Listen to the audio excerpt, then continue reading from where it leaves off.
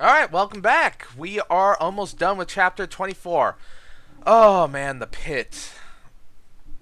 Is little Pip going to go into like the actual radioactive pit and have to mine stuff and get mutation, some kind of mutation? Like, I swear, this better get her power armor. Like, Jesus. And thus how close Red-Eye is. I think, however, that you can grasp why it is in every pony's best interest that Red-Eye is not allowed to finish his research. Right. I nodded. Now imagine... Also, how does this bypass spell work, actually? It allowed them to ignore the radiation. I thought it allowed them to ignore one thing. Like what she said. Does radiation and fire count as the same thing if it's from the same source, like the Bellfire explosion? How's that work? Can you, like, bypass enchant a bullet to ignore metal? Could you bypass, like, a shield and have it ignore all radiation? So a Bellfire bomb wouldn't really have effect. These are questions I don't know if I'll ever have the answers to. Imagining spells with an alicorn bypass. By the goddesses. So, the elder asked, do you agree to my offer? As much as I hated to, I didn't see another way. It's not that bad. Not now. Now that simply killing Red-Eye wasn't enough. That kinda is. This is a stupid plan. I sighed, looking at my friends. Almost definitely, but it's the plan we've got. I ain't letting you go in there alone, Calamity insisted. Especially unarmed. I smiled at his loyalty. I won't be in totally unarmed, I assured him. They won't be taking my horn, and they can't take my pip-buck either. Instead, we will be wrapping my forelegs in bulky rags to hide its presence. Why do you have to go in alone? Velvet Remedy asked. Didn't she say she could bring a companion? If anything, she seemed to like this plan even less than Calamity. Because I don't want the damn slavers to get their hooves on you. You're gorgeous. And there, beautiful is a really bad thing to be. I need you out here. You're a non-combatant, and that place is full of enslaved raiders. Please, please don't make me explain further. Velvet Remedy scowled, clearly hating every word, but said nothing more. One of us needs to be with you, Calamity demanded. Yeah. Why not me? Good At question. least with Calamity I felt comfortable with a direct answer. 2 reasons, I said, feeling bizarrely like Blueberry Saber for a moment. First, because you're a Pegasus, and Luna only knows what they would do with a Pegasus. You folk aren't exactly a common prize down here. I pressed my lips together in chagrin. I don't think we'd be able to stay together past the gate. Calamity was not at all satisfied. I don't care. Let them try to do what they think I'll let them get away with. I'm not abandoning you because of that. I'd been expecting that, Yeah. but I still felt a wave of genuine gratitude. But before I could move on to my second reason, Velvet Remedy interrupted. How about Steelhooves? I can't go, Steelhooves said simply. The Steel Ranger is a bit conspicuous. Velvet sighed with exasperation. We all know you're a ghoul now. You don't have to hide in your armor anymore. You can take it off. No, I can't. Calamity cocked his head, giving Steelhooves a querying look. Why not? Because my body is fused to it. Oh! Answer. That's There had bad. several gasps, one of which was from me. Oh. Calamity took a few steps back. You're that kind of ghoul. Wait. There are types of ghouls now? Glowing Other ones. than Ghoul Pony and Zombie Pony? Velvet Remedy looked equally surprised by Calamity's reaction. What kind of ghoul? He's a candlelight ghoul. Steelhooves nodded. Velvet Remedy and I were still in the dark. Would some pony care to explain? No more secrets. Well, Ponies who suffered massive amounts of magical radiation and survived were forced to endure the cruel deterioration of becoming a ghoul pony. Since the zebras had employed different kinds of megaspells, what? it only stood to reason that there were minor differences in the effects. In most cases, These differences were barely recognizable except between the ghoul ponies themselves. But Canterlot ghoul ponies were an entirely different sort, because the mega spell unleashed in Canterlot was unlike any other.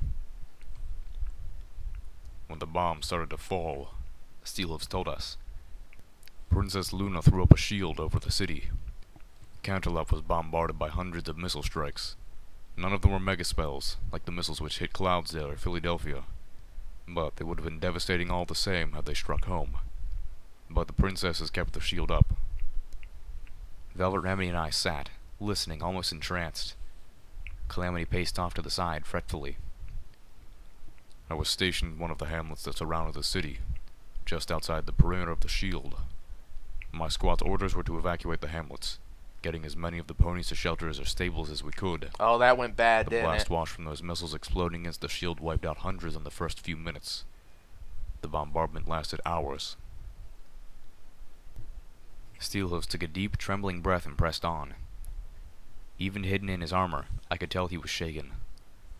Although at the time I thought it was by memory of those deaths, I would realize later it was because of what happened next.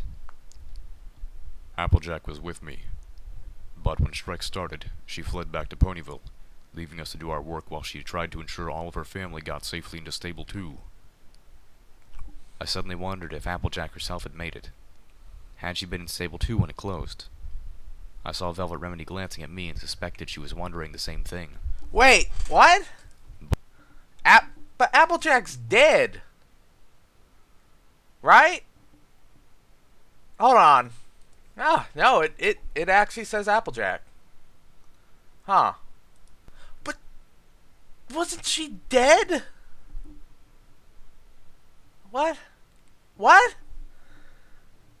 I am so fucking confused. Like, Applejack went in the elevator, and the elevator went crashing down. Right? So, isn't she dead? Was she just hurt? Was she just hurt? Did I misread the situation? I'm going to assume she was just injured. Let's go with that.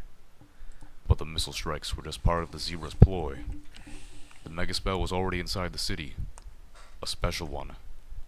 After all, this one was meant to kill Luna and Celestia, not just 750,000 ponies. The pink cloud, Calamity said, abruptly stopping. Yes. Calamity momentarily took over the tale.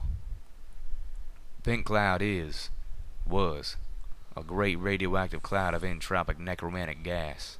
Ugh. Like taint, it didn't care if you had gas masks on. Nothing protected against it. Everything it touched, it seeped into and rotted. I've heard horror stories of bodies found partially melted into sidewalks, or with their saddles fused to their bones. Candlelight is still toxic today. The streets and buildings soaked it up like sponges and are slowly releasing it as they decay. The Zebras wanted the shield, Steelhooves continued. It kept the pink cloud concentrated in the city, strong enough to fatally poison even Celestia and Luna. By the time they comprehended that they were dying, it was too late. But still, they kept up the shield. I'm told they took turns, one powering the shield while the other tried to regain a little strength. That, in the end, they were holding each other for support. Why? I asked, feeling tears forming in my eyes. Why didn't they just let the shield fall? The city was already doomed. Why didn't they escape? What do you have? Steelhooves asked simply. I was still in one of the more remote hamlets when the shield finally came down. The city had soaked up enough of the pink cloud that the exposure wasn't fatal, but...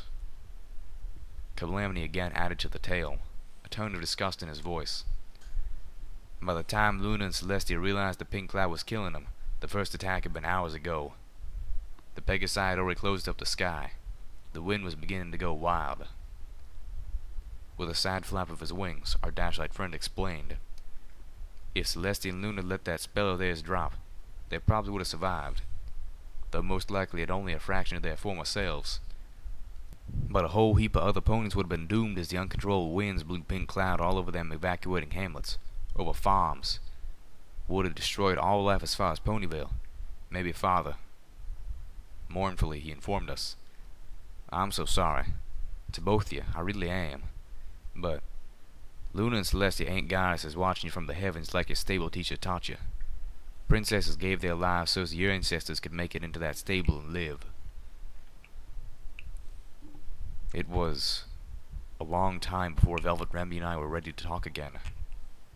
For a while, we just moved away from the others, found a corner. Yeah, it reminds me of I forget what system what system the game was, but there was like there's a bunch of Google Excel sheets for playing a Fallout Equestria game, like tabletop game, and one like the scenarios, an alternate history scenario in that game was what if Camelot survived with the princesses, and that's a story I am very interested in seeing how that would go. Like, it's not good, but it's better. Like, I don't know, I kind of want to see where that go if Camelot had survived. Like, what would have gone down? Corner by ourselves and held each other in silence. In that time, I decided that I was damn well going to keep praying to Celestia and Luna anyway. It didn't matter if the accounts didn't match my beliefs. I still believed in my heart that somehow Luna and Celestia were up there, watching us. Well, again, we have the sort of semi-confirmed afterlife, so you're not entirely wrong. Giving us guidance. And if anybody, I just didn't know. And if any kind of heroic action deserves an ascension to Elysium, it's kind of that shit. If what I believed was true, I realized it probably wasn't. But I could choose to believe anyway. Finally, we gathered together again for round 2 of every pony not going to Philadelphia with me. I have to admit, with my faith shaken, I no longer felt as confident, but I plowed on anyway. Second, I told Calamity, picking up where we had left off. You're a Pegasus. Little Pip, I think that was the first one. Well, it's also my second one, because you're my escape route, my lifeline. Nobody else can swoop in and rescue me if things go bad. I need you out there so you can do that. Calamity frowned, but seemed to find that more palatable. Wait. He looked at me like I was trying to dupe him. How the hell am I supposed to know when you're in trouble, or where to find you, if I'm out here and you're in there? Fortunately, I already had this planned out. These slavers, at least the rank and file, don't seem to be the most educated lot. I'm pretty sure they wouldn't be able to tell where my pit buck ends and a peripheral begins. So I'm confident I can get in with a slotted attachment. I smiled. That means either a stealth buck or the broadcaster we got from the Griffins. One or the other, huh? I'll take the broadcaster. You take the stealth buck. Steelhooves can activate for you when... I know how to use a stealth buck, Calamity interrupted, holding a hoof to the device. So how do I get your call, genius girl? In case you missed it, I don't have one of them pit bucks of my own. I grinned as I next floated out Velvet Remedy's custom pit buck, still in my saddlebags after all these weeks of travel. Aw, damn. Velvet Remedy gave me a pained expression. Yes, I kept it. I told her before she could say anything. And yes, I know you don't like wearing it. You shouldn't have to. This is just the backup plan if the main plan fails. Calamity raised an eyebrow. Main plan's gonna fail, isn't That it? is... Finally, I levitated Homage's override device out of my saddlebags. I have a very important mission for all of you to complete while I'm gone. I looked my companions over and decided there had never been a better team assembled for such a job. The A-Team. I need you to take this to the Philadelphia Tower and attach it to the mainframe in the base station. Once you do, it'll give DJ Pony both eyes and a voice in Philadelphia, kicking Red Eye out. And that will free up the receivers in the station to pick up my broadcasts. Red Eye's almost certainly got some heavy forces guarding that tower, Steelhooves noted. I expect we'll be in for a battle. Then you'll definitely need a medical pony. Yeah. Calamity asserted. Calamity tipped up with the brim of his hat. Well then, looks like we got ourselves a plan. When are you going to fly the tank? Go ahead. That's what I want to know. Steelhooves said, holding the last of his 4 memory orbs out to me in an armored hoof. You've seen the others. You might as well see the last one before you go. I didn't think I was ready for another trip into Apple Snack's memories. The day had been too much of an emotional maelstrom. I felt weak and fragile, like just another gust could cause me to break. I put up a warding hoof, shaking my head. Steelers grunted. Compared to the ones you've seen, this one is gentle. He pressed. You trust me, don't you? To very specific extents, I admitted. It's not you and Applejack having sex, is it? Steelhoof stared silently. Then he put the orb down, letting it roll towards me on the floor. You have a dirty mind. He turned and walked out. Yeah, we do. I stared at the orb We're as it the rolled to a internet. stop against my right forehoof. This isn't fair. I recognized the voice of Rainbow Dash almost a full minute before I heard her. I was Steelhoof's. Not Applesnack this time. Not with the heavy armor pressing all around me. My vision beyond the inside of the helmet was limited to the view out of my visor, but I was graced with an exceptionally complex and sophisticated eyes-forward sparkle. Within the helmet, I seemed to have access to everything my EFS and Pip-Buck provided. And more. Breathing inside the armor was unpleasant. My muzzle was pressed against a rebreather. The air was cool and fresh, likely supplied by a minor air talisman, but the mouthpiece was slightly uncomfortable. The armor itself was bulky and weighted down on me, but I felt strong. Stronger than in any memory I'd experienced before. The weight, however heavy, felt no more taxing than carrying a light backpack. My hoofsteps were heavy, like my hooves were, well, encased in steel armor, exactly as they were. It was, all in all, an enlightening look into Steelhoof's existence. And while I could see the advantages, I did not envy him. Yeah, he's stuck like that trod forever. down a hallway, That's focused on the horrible. double doors at the end. This, I guessed, was an office building of some sort. Not, mercifully, a battlefield. There seemed to be no imminent threats. I felt myself raise an armored hoof and push open the door with measured gentleness. Inside was a barely furnished office that looked almost unused. A few shelves and a desk. And this was where Rainbow Dash and Applejack seemed to be having an argument. Applejack was standing behind the desk, dressed in a suit that she looked distinctly uncomfortable in. Rainbow Dash on the other hoof was wearing the same purple and black uniform I'd seen on her earlier today, and years ago. Or, rather, Shadowbolt. a pristine version of the same basic design.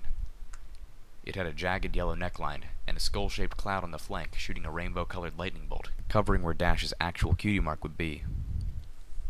Both mares turned to look at me. Applejack nodded, giving Steelhoofs a smile of gratitude. Rainbow Dash only seemed to size up the metal warrior, clearly unable to recognize the pony beneath. I recalled that the Pegasus wouldn't learn about Applejack and Applesnack until a party that, I suspected, was still a year or two away. Her attention returned to her orange-coated friend. It's just not right, the blue Pegasus spat with righteous indignation. The Ministry of Awesome is putting up almost 50 towers, as tall as the clouds, all over Equestria, and here you are having to sell Sweet Apple Acres just to get a suit of armor built. How does that make sense? Yeah, Okay, that's maybe good. not an argument. That's because building those towers is all y'all seem to be doing, Applejack explained patiently. Meanwhile, my ministry is helping to fund over 4 dozen industries, giving them subsidies they need to keep running until they can pull a solid profit. And next year there'll be 12 more. Rainbow Dash gaped, then cocked her head. Don't you think the Ministry of Technology is a little too successful? Applejack nudged her cow pony hat and smiled.